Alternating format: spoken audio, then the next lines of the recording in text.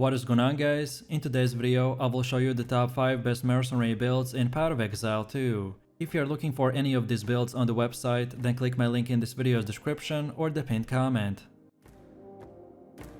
This setup's main focus is built around the Galvanic shards and the shockbuster rounds, that both act as the shotgun skills, which as you can see from the gameplay can melt a ton of enemies in split seconds. This is currently for sure the best mercenary build in the game, as not only you can do massive amounts of damage, but also in the endgame with decent enough gear you can reach about 15,000 shield, which will turn you into an unstoppable melting machine. Our playstyle is built around the shock and the chain lightning, as Galvanic shards have an amazing clear speed, coming from the chains and the forks. Then the shock burst rounds have an insane single target damage, but will require shock, so that's why we consistently use the Stormcaller arrow, to get that crazy AoE buff and much more. If you want to use the crossbow as a shotgun and destroy enemies in seconds, then this is the one for you. So let me show you the build, and for the main class I have chosen to go with the Mercenary, and our ascendancy is the Witch Hunter. Then for the first skill we have the Galvanic shards with support gem called the Martial Tempo, Fork, Primal Armament and Long Shot. Then second we got the Shockbuster rounds with concentrated effect, Lightning Infusion, Heft and Elemental Focus. Then next we got the Stormcaller arrow with the Conduction, Fast Forward, Overcharge and the Lightning Exposure. Next we have the Emergency Reload with Ingenuity and Premeditation. Next up we have the Herald of the Thunder with Vitality, Cannibalism and Innervate. Next we got the Cast on Shock with Voltaic Mark, Conductivity, Persistence and Impetus. Then for one of the last ones we have the Ripfire Ballista with Font of Rage, Font of Blood and Ancestral Urgency. And finally for the last one we are using the Sorcery Ward with Lightning Mastery, Fire Mastery and the Cold Mastery. Most of this setup is structured around using the Galvanic shards and the Shock Burst rounds to delete enemies in seconds. So we use gems and skills that will support and increase their size and damage, while the rest are powerful buffs and utility skills that usually get activated in the background. Next up we have our passive tree, and if you're interested in a full in-depth guide on how it works, then check out my beginner guide. So let's take a look at our setup, and we want to start at this armor and evasion node, then go like this until we get a battle hardened, feel no pain and the hard to kill. Next we want to keep moving forwards and get this whole thing, as well as this quick change act. Next up we want to go all the way to the end, and now move to the right and get both these lightning nodes called the Lightning Rod and the Flash Storm. Next up we want to circle back a little, and this time go to the left, all the way to here until we get to the Resolute technique. And this keystone is very important, which I will explain in just a second. And then from here we can go back all the way from where we left off, and then just keep going right, and from this point just unlock the rest of the nodes in whatever order you prefer. And then now let's go all the way to the middle again, and for Ascendancy build this is what we have. So at the beginning you want to unlock the Obsessive Rituals, then next get Ceremonial Ablution, then third we want the Zealous Inquisition, and then finally we want to go with the Pitiless Killer. Next up we have the Atlas passives, and the general idea behind this is to aim for bonus passives that spawn a lot of grouped up monsters, such as in expeditions or in rituals. Our Mercenary build is also great at single target DPS, so we can also spend a bit of points into the farming boss maps or the essences. So when we start we want to first of all get to the bottom left side like this. Then from here we go until we get all the way to this keystone called the Deadly Evolution. Then next we get back to the middle and this time take the top right side and get all of these passives. And then when all of these are done, then now we go again back to the middle. And this time take the middle path and unlock the rest of the nodes in whatever order you prefer. Next we have our gear. The weapon of our choice is the Expert Forlorn Crossbow with crit and weapon speed. Our main goal here is to get a high DPS or hybrid physical and lightning damage setup. Also, a fast attack speed and low reload time is important as well. And for bonus stats we want physical damage, lightning damage, attack speed, life per enemy hit, and plus levels to all projectile skills. Then for the helmet we have the Expert Shielded Helm with armor and evasion, and for bonus stats we got increased armor and evasion, then even more armor, even more evasion and max life. Then for chest we have the Expert Scale Mail with the armor and evasion, and for bonuses we want increased armor and evasion, even more evasion rating and max life. Then for the belt we have the Plate Belt with a lot of armor and max life. As I mentioned at the beginning, we can get up to 15,000 armor, and as we are using the leather bound gauntlets node, that gives us even more evasion for every single armor stat, so this is incredibly useful for our build. Then for the gloves we got the expert molded mitts with armor, and for more we need even more increased armor, max life and increased attack speed. Then for boots we're using the expert stack sabotons with the armor and evasion, and for more we got increased movement speed, max life and increased armor and evasion. Then for our first ring we got the death rush. The main goal here is to find rings with added lightning damage, or if not, then physical damage is also fine. However, this one is not mandatory, and you can choose other rings as well. But if you're looking for the best one in the slot, then this one for sure is the best, as it gives us insane amount of evasion and accuracy. Then also 5% life leech, and we also gain onslaught after every kill. While on the second one we have the amethyst ring with chaos resistance, and for more we want lightning damage and max life.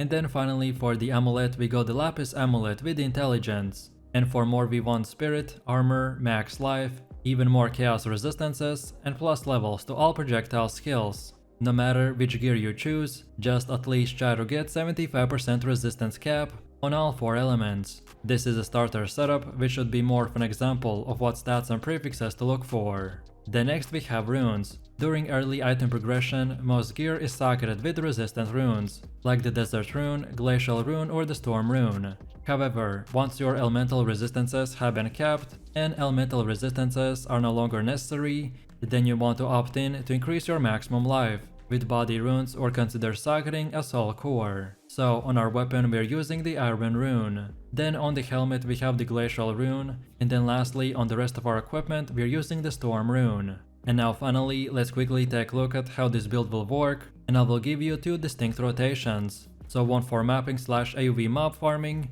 and then the second one for bosses. So first up we have our AoV rotation, and for most weak enemies you can just simply use the Galvanic shards by themselves, and it will already destroy 99% of the most enemies. However, if you run into a big stronger pack, then we again start with the Galvanic shards to proc them, but then afterwards use the shock burst rounds and blast them down even further. And then finally, if they're very tanky, then you can also use the emergency reload for bigger damage boost, but this will really depend on each situation separately. Or then for the second one we got our boss rotation, and this time we want to use the Stormcaller arrow to start proccing our shock. Then next we want to use the shock burst rounds with the emergency reload, and this combo should completely obliterate any monster. And then lastly we can also use the Ripwire Ballista before the boss spawns to get some extra free rage, but again this is very optional.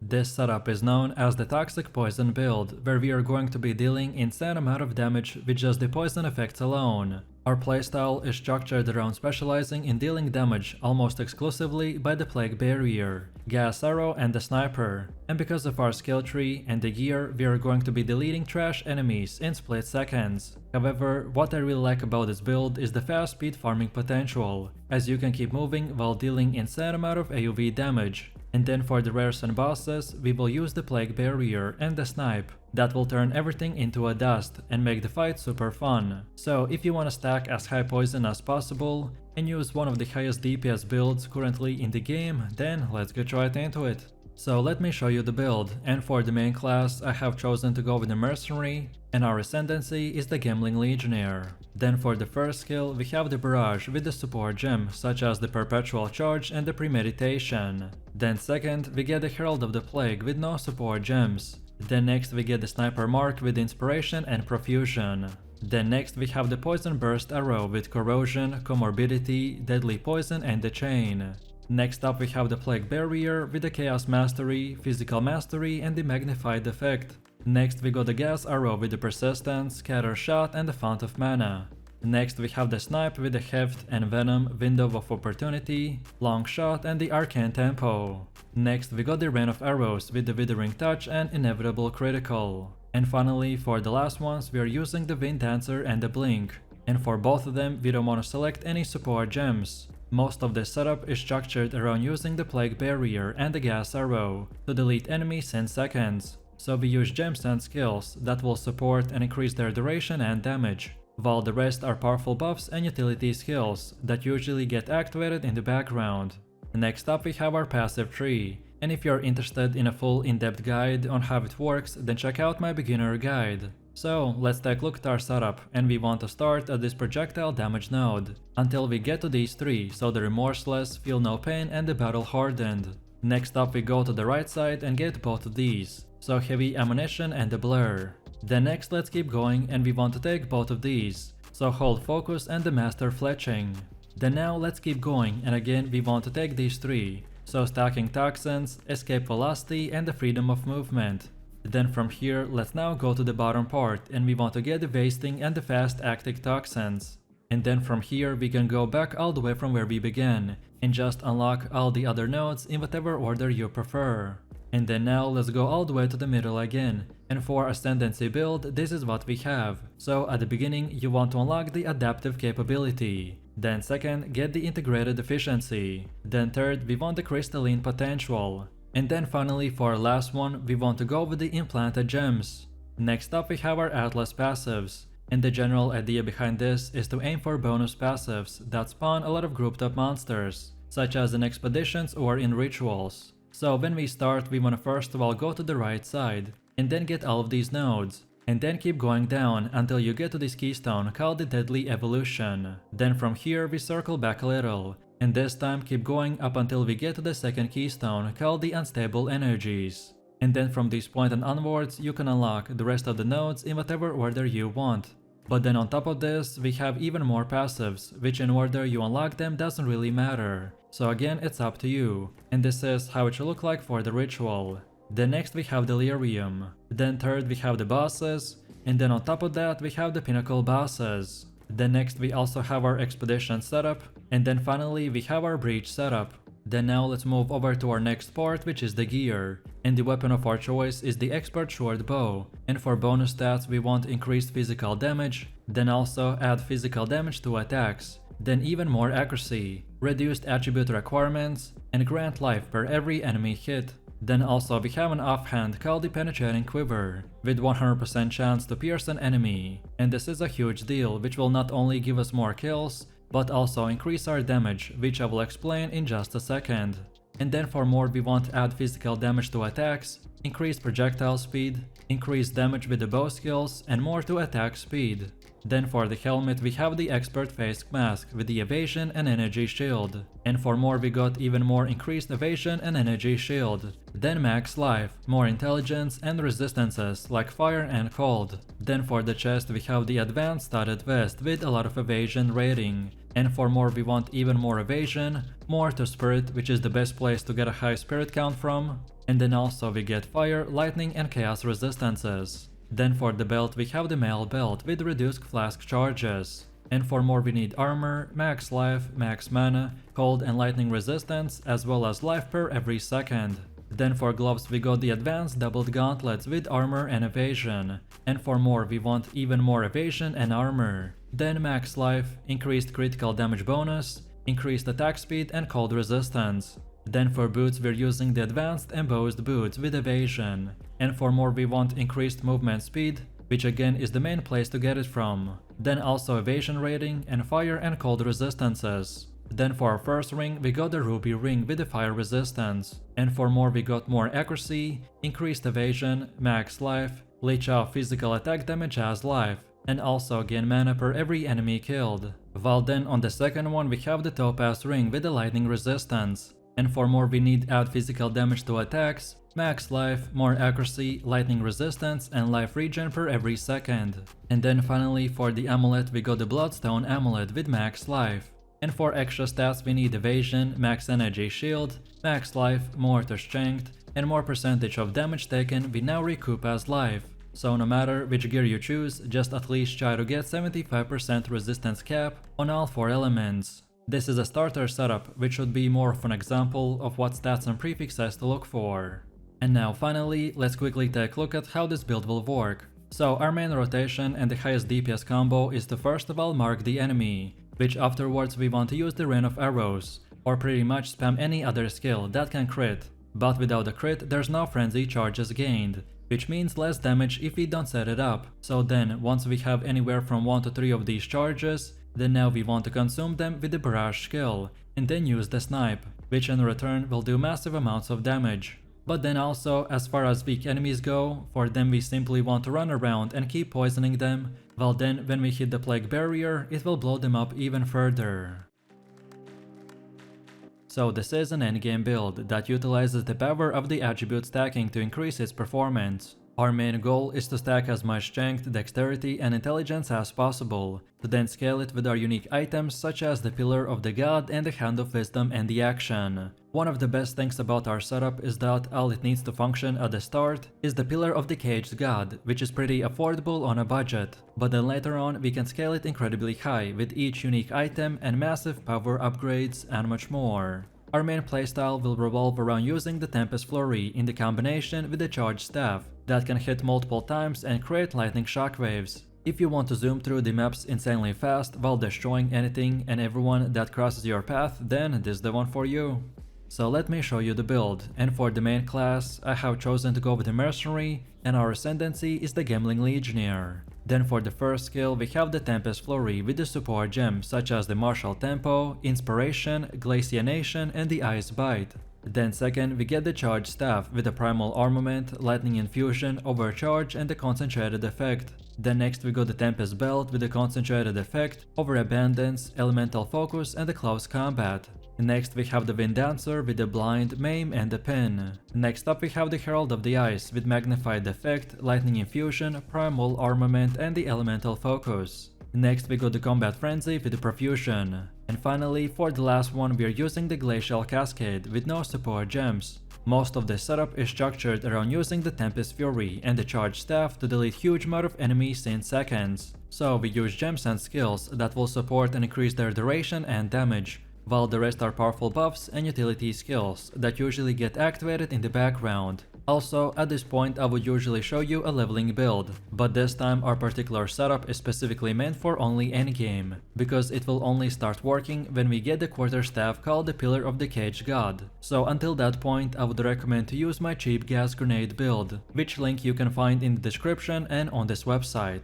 Next up we have our passive tree, and if you are interested in a full in-depth guide on how it works, then check out my beginner guide. So let's take a look at our setup, and we want to start at this armor and evasion node, then go like this while also grabbing the battle hardened and the relentless. Then from here keep on moving while also on our way getting these two, and also the beef. Then afterwards we go like this, and then here at the end we wanna go up top and get this blood magic.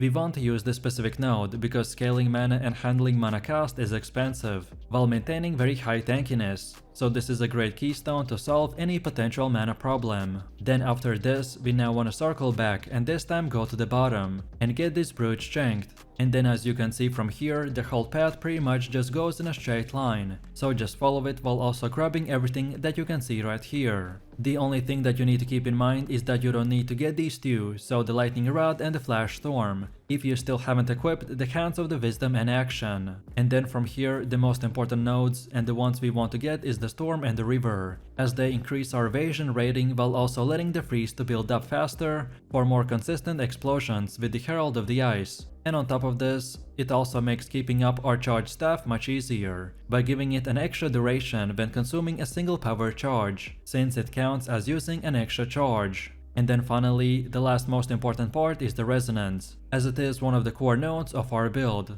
It will convert the frenzy charges gained from the combat frenzy into the power charges, which will allow us to cast our insane charged staff. And then now let's go all the way to the middle again, and for Ascendancy build, this is what we have. So at the beginning you want to get the adaptive capability, then second get the enhanced effectiveness. Because of how many attributes we will stack, this node will grant us a massive amount of life early on. With about 500 strength, this node will result in more than 1000 extra life. Then for the third one we want to get the integrated efficiency. And then finally for the last one we get the gem studded, which is another powerful node. If we don't get this one, then our build will run out of the effective support gems. So we want to get it to not only increase our DPS, but also to create the bigger explosions by using the Herald of the Ice. So feel free to use the exact same path as we have right here. And don't forget to check this video's description to find the link for this website. And this should make it easier for you to follow the path. Next up we have our Atlas passives. So when we start we want to first of all go to the right side and get all of these nodes. until we get this keystone called the Deadly Evolution. Then from here we want to circle back to the middle, and this time go up top, until we get to the second keystone called the Corrupted Infusion. And then from this point and onwards you can unlock the rest of the nodes in whatever order you want. But then on top of this, we have even more passives. Which order in which you unlock them doesn't really matter, so this time it's up to you. And this is how it should look like for the ritual. Then next we have the Lyrium. Then third we have the bosses, and then on top of that we have the pinnacle bosses. Then next we also have our expedition setup, and then finally our breach setup. Then next we have our gear. The weapon of our choice is the Pillar of the Caged God. This is relatively cheap and common item, however in the early game we wanna use the Glacial Rune or the Storm Rune to increase its flat damage output even more. On top of this, if you get lucky enough, then you can also find this quarterstaff with 3 sockets. Then for the helmet we have the 3 dragons.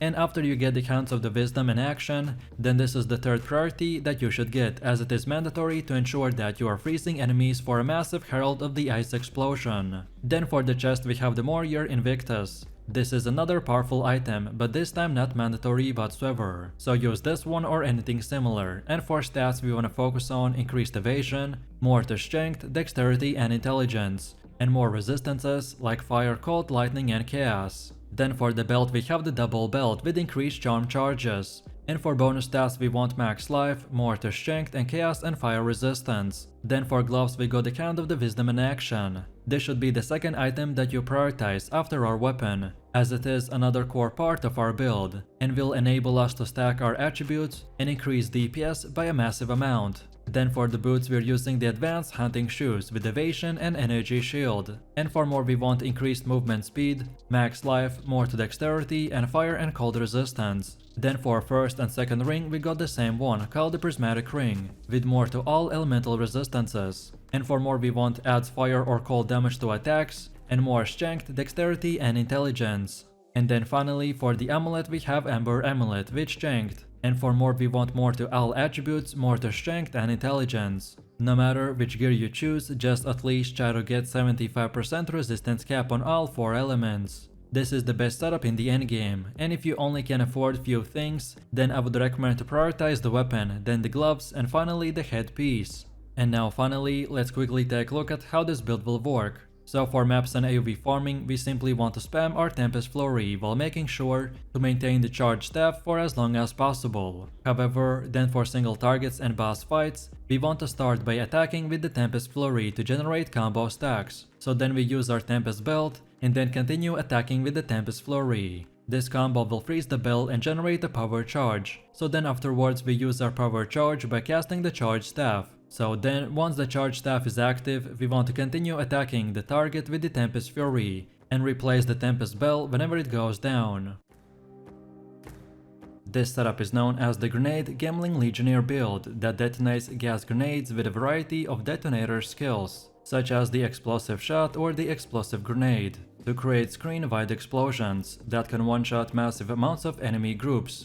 Offensively, we will be using the Gem-Studded Ascendancy, which will allow us to use 2 copies of any support gem, which greatly will improve our clear speed, utility, and single target damage. And then defensively, we get access to efficient armor evasion scaling, life recovery, and maximum resistance scaling or strength stacking. So when we combine all of this, we then can create this amazing build that has insane clearing speed and with this type of run and gun playstyle. So let me show you the build. And for the main class, we have the Mercenary, and our Ascendancy is the Gambling Legionnaire. Then for the first skill, we have the Gas Grenade, with support gems such as the Scatter Shot, Elemental Focus, Magnified Effect, Payload, and Fire Infusion. Then second, we got the Explosive Shot, with Fast Forward, Primal Armament, Magnified Effect, and Payload. Then next we got the Oil Grenade, with Encumbrance, Strip Away, Maim, and the Spoiler. Next we have the Explosive Shot with Nimble Reload, Martial Tempo and Assault Thief.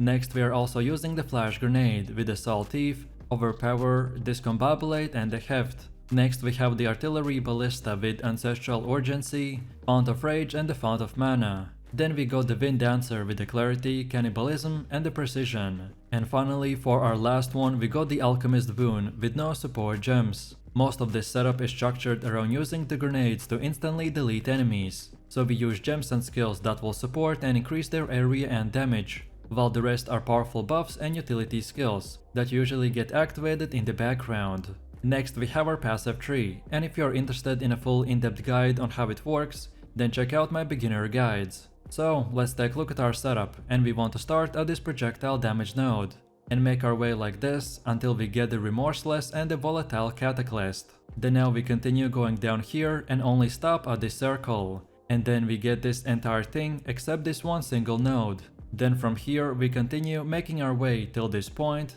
and then where this path splits we want to take the left, and then get these two called the Authority and the Crushing Judgment. Then afterwards we want to circle back a little and get all of these nodes that you can see right here. And then from this point and onwards we can make our way to the left side and get the rest of these nodes by using this same and exact path. And then now let's go all the way to the middle again, and for our Ascendancy build this is what we have. So at the beginning you want to unlock the Integrated Efficiency. Then next we take this, the Gem Studded, which will massively improve our build by giving us the option to use two same type of copy support gems. Then next we want to get the Thaumatic Infusion, that increases maximum cold, fire and lightning resistances.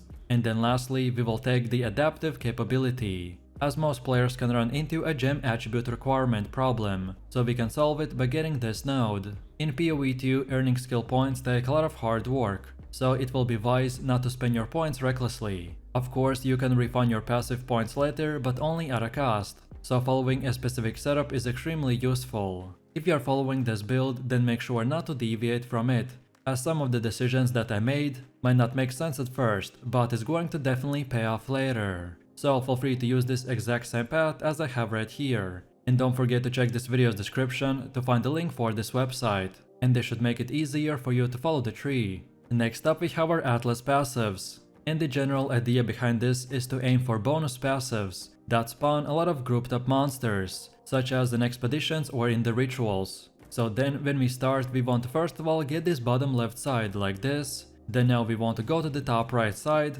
and get all of these passives. And then finally from here you want to go to this top middle / top left side and get the rest of these passives in no particular order. Then next we have our gear. The weapon of our choice is the Advanced Bombard Crossbow. This is the most important item as you want to acquire a high physical damage crossbow, ideally on this Advanced Bombard Crossbow, or as well you could get it on the Expert Bombard Crossbow, for grenade skills firing an additional projectile. But with that said, if you got a different high physical damage crossbow on another item, then that can work as well, only if the damage is high enough. Then for the helmet we want the Advanced Spired Great Helm with armor, and for more stats we want accuracy, even more increased armor and max life. For our main gear we want to get good armor and evasion, and all type of resistances, so then we could cap our resistances at least 75%.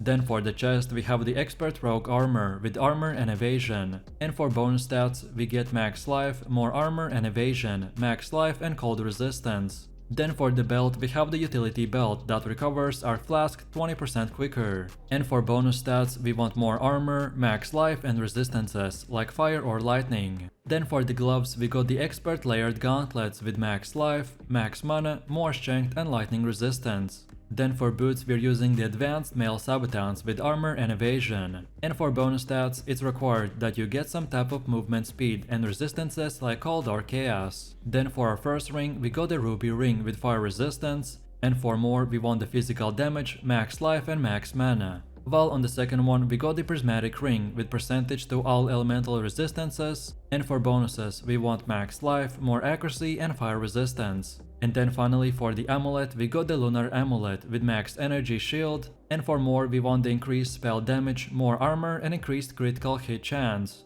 And now finally let's quickly take a look at how this build will work. So our detonator skills are the Explosive Shot or the Explosive Grenade, as they are used to detonate the poisonous clouds into the fiery explosions. Then we got the Oil Grenade, which applies a fire exposure and slows down a quick moving enemy. Then we got the Flash Grenade that blinds, stuns and shocks back swarming enemies. Then we also got the Wind Dancer, which will provide a 68% more evasion rating at the 4 Gale 4 stages. And finally we use the Ghost Dance with energy shield gear for additional defense versus a hard enemy encounter. So the general gameplay loop of this build is to fire as many gas grenades as necessary towards the target to create a poison cloud. Then next we want to detonate these poison clouds with either the explosive shot or the explosive grenade. So for more damage we use the explosive grenade, and for a quick explosion or to target the edge of the screen poison cloud, then use the explosive shot instead. Also, when you are surrounded or to preemptively stun and blind enemies, you can use the flash grenade. In boss fights, using a flash grenade will stagger and interrupt dangerous abilities, which has saved me many times from dying. This setup is very unique because we are going to be freezing enemies with the Permafrost bolts, which will give us frost fires, so then we will be able to drop explosive grenades that can detonate, and with the explosive shots we will do massive amounts of damage. This build is great against bosses and other large enemy groups, as we can CC the enemy while our fuse is going on, and then we can detonate our AoE skills and clear anything and everything in our way. So let's move over to the build. When you get to it, you want to pick the Witch Hunter Ascendancy, but if you're leveling, then the basic Mercenary class will work as well. And first we have our skills. So for the main spell we have the crossbow shot with no support gems. Then second we got the Permafrost bolts with support gems like the Glaciation, then the Ice Bite and also the Deep Freeze. We chose this skill because we want to push hard into the freezing effect. So then once we freeze our enemies, we can then drop a huge ignite on them with explosive grenade and do a huge amount of DPS. Then next we got the explosive grenade with support gems like the Frostfire, Concentrated Effect, Primal Arraignment, Eternal Flame and Searing Flame. This skill just got a huge buff in 80% physical to fire damage converter, so this will give us big ignites on the bosses and provide our build with fast clearing speed. Next we have Explosive Shot with support gems like the Wildfire and the Nimble Reload. Then next we have the Herald of the Ash with support gems such as the Clarity, Vitality and Precision. Then for Flash Grenade we got one support gem called Brutality. Then for high velocity rounds we have the Scattered Shot and Double Barrel. And then finally for our Galvanic shards we got support gems like the Lightning Infusion and Pierce. As most of our build is made around the Permafrost bolts and grenades, so we use gems and skills that will support and increase their damage, while the rest of our powerful filler skills we can use until our main rotation comes back up. Next up we have our passive skill tree. For most new players this can seem extremely daunting, but actually it's quite simple. A character is granted one passive skill point every time they level up, and are sometimes even granted more from completing certain quests. In extremely simple terms, at the top we have the intelligence section, which focuses on spell damage, summoning and elemental damage. Then we have the bottom right, which is dexterity section and is more focused on ranged combat, evasion and speed. And then finally we have the bottom left, the strength section, which is more melee and defense oriented. Then next we have the passive nodes, and they are split into two categories. The small passives that grant minor bonuses such as small increase to attack speed, spell damage, melee damage or attributes. And then second we have the notable passives. These are slightly larger passive points that grant greater bonuses than the smaller ones, but they have stats on them that are often closely related to the small passives leading up to them. So think of these as checkpoints to work towards. And then on top of this we have the third passive point, but which is not entirely compared to the two others. So for the third one we have the keystones. These are build changing, character defining points that often provide a massive amount of power with a downside, but these downsides can be reduced or worked towards. So we want to start at the projectile damage node and go like this until we get these three notable nodes. Then next we work towards here and get these two more nodes. Then afterwards go like this and get that entire right side. Then now keep going down until this circle, and then we take the right and get that whole right side, starting with instant reload and all the way up till wasting. Then now we come back to this path and get that whole circle. And then from here we just keep going down and take whatever node you want, as long as you follow this path exactly in the way that you see here. To simplify my decision making, then basically we want to prioritize instant reload first, because reload speed will give us the biggest build upgrade, so we want to get it first. Then also once you have explosive grenade and explosive shot skills, then start taking the grenade node and grenade reload speed. Then next our path down to the crossbow wheel at the bottom is made for more damage, and the leatherbound's gauntlet and the general's binding is for more defense. And then finally for the rest of our nodes, they are meant for once you go ignite, which will increase our damage and other elements. Next we have our gear. The weapon of our choice is the advanced Dyad crossbow, with stats like the critical, speed, and min and max physical damage. For prefixes, we have a load and additional bolt, increased physical damage, add to physical damage, and add to fire damage. Then for helmet, we have the shielded helm, with stats like the armor and evasion. Then for chest, we have the advanced explorer armor with the armor and evasion. Then for belt, we have the mail belt with reduced flask charges. Then for gloves, we got the bolstered mitts with armor. Then for boots, we are using the stacked sabotons with the armor and evasion. Then for our first ring, we got the ruby ring with fire resistance, while on the second one, we got the sapphire ring with cold resistance. And then finally for the amulet, we get the jade amulet with dexterity. As the game just launched, so this is a starter setup, which should be more of an example with stats and prefixes to look for. Your weapon will be the most important upgrade to look for, so prioritize flat damage of any type. Specifically, the physical roll will be the most important, as your skills themselves will do a lot of conversion. Also, once you start investing more points into the passive skill tree, then you will want to look for stats like the flat physical and flat fire damage. Attack speed is also helpful as it improves your reload speed. For defenses, make sure you're regularly updating the base type of your gear, so look for increased armor on gloves to get the best use of our leather-bound gauntlet node, which gives 1 evasion per every 1 armor, and then go with armor/evasion hybrid for all the other items. And now finally, let's quickly take a look at how this build will work. So for bossing on large rare enemies, we want to start the rotation by using the Permafrost bolts, which freezes them and gives us the full bonus from the frost fire. Then afterwards, we drop explosive grenades and either way wait for the fuse or hit them with the detonator skill, which does not have a consume freeze support on it. And for this, in this rotation, I'm using the explosive shot. And then from here, we want to finish it off with the high velocity rounds and or galvanic shards. And then the rest of our skills are filler spells, which we can use until we get back our main DPS rotation.